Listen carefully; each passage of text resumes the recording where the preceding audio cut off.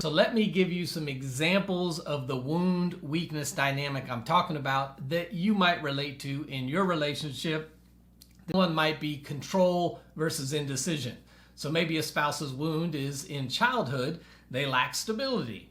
And so they crave security and consistency because of what they grew up with in their childhood. Now they end up marrying someone and their spouse's weakness is they struggle with decision making, or they procrastinate, or they avoid responsibility.